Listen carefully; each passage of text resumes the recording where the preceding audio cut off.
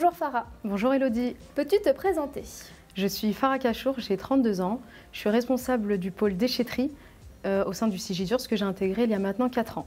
Responsable du pôle déchetterie, en quoi ça consiste? Je suis responsable du pôle déchetterie, de 6 déchetteries sur le territoire du Sigidurs. J'ai une partie terrain et une partie bureau. Je veille à ce que le tri soit fait selon nos exigences sur les déchetteries. Les déchetteries sont gérées par des prestataires privés. Donc j'échange régulièrement avec les exploitants, notamment les agents d'accueil et le chef de secteur, pour améliorer les conditions d'accueil des usagers sur nos déchetteries et améliorer le tri sur les déchetteries en mettant en place par exemple de nouvelles filières. D'ailleurs, les dernières filières qu'on a mises en place, c'est l'amiante et le réemploi. Prochaine filière à venir dans quelques semaines, je l'espère, c'est la filière plâtre. Sur le pôle déchetterie, j'ai une personne qui m'aide sur le terrain à apporter des pistes d'optimisation sur la valorisation des déchets. Et j'ai également une équipe de 3 personnes qui sont en charge de la création des cartes de déchetterie.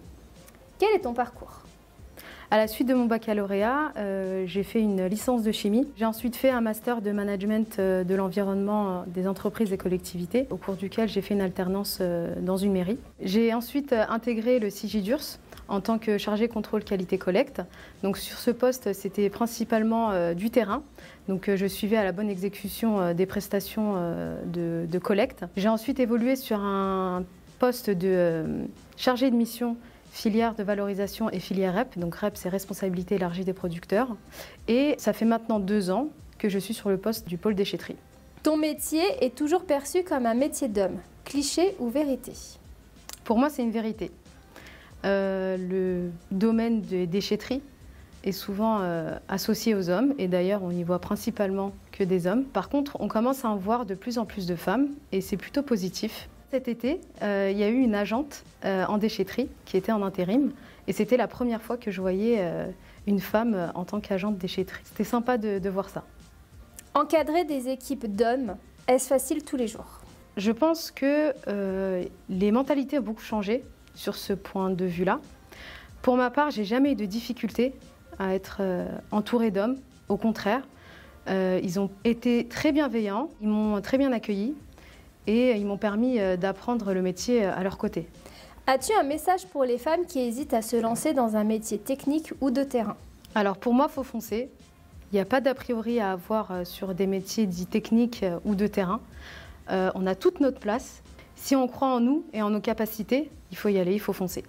Quel engagement demande le fait d'être une femme sur un métier technique?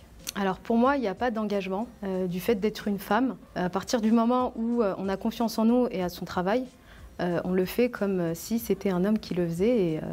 Et à partir de ce moment-là, il n'y a pas d'effort supplémentaire à faire parce qu'on est une femme.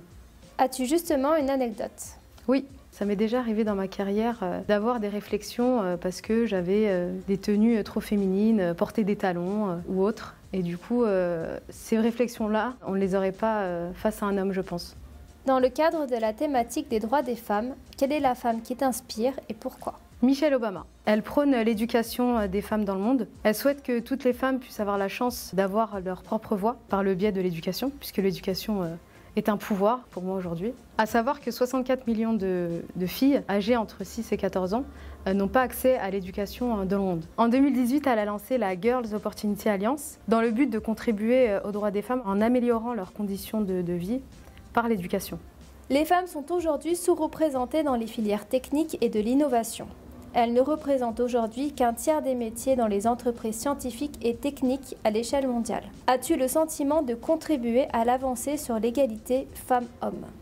Oui, pour moi j'y participe du fait de ma place sur un métier qui est très masculin. D'ailleurs, j'encourage toutes les femmes qui souhaitent se lancer dans des métiers dits masculins à y aller. Et la personne qui m'épaule sur le terrain est une jeune femme.